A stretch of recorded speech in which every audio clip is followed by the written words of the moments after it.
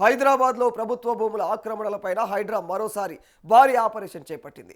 ఒక్క రోజులోనే దాదాపు 840 ఎకరాల ప్రభుత్వ భూమిని రక్షించి సుమారుగా 30,000 కోట్ల విలువైనటువంటి ప్రభుత్వ ఆస్తిని కాపాడినట్లుగా అధికారులు వెల్లడించారు. ఈ చర్యలతో ప్రభుత్వ భూములను ఆక్రమించినటువంటి వారిపైన ఉక్కుపాదం మోపుతున్నామనేటువంటి సంకేతాలను ప్రభుత్వం ఇస్తోందని చెప్పేసి అయితే రాజకీయ వర్గాల్లో చర్చ జరుగుతోంది.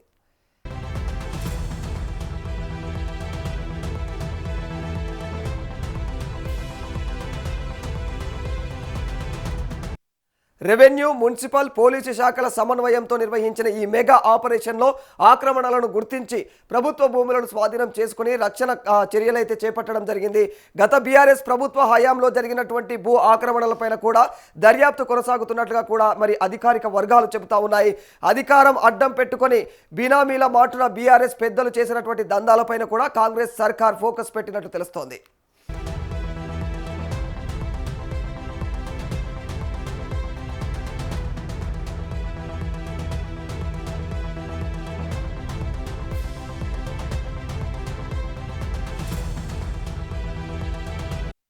శంషాబాద్ మండలం బహదూర్గూడలో 650 ఎకరాలు, రాయదుర్గంలో 84 ఎకరాలు, సికింద్రాబాద్ కంటోన్మెంట్ పరిధిలో 106 ఎకరాల ప్రభుత్వ భూమిని హైడ్రా పరిరక్షణలోకి తీసుకొని ఫెన్సింగ్ కూడా ఏర్పాటు చేసింది.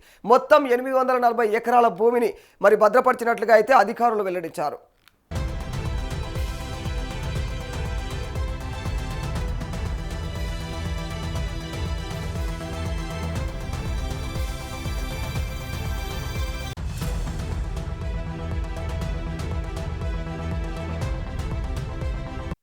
ప్రభుత్వ భూములపై ఎలాంటి ఆక్రమణలనైతే సహించబోమని అధికారులు స్పష్టం చేశారు.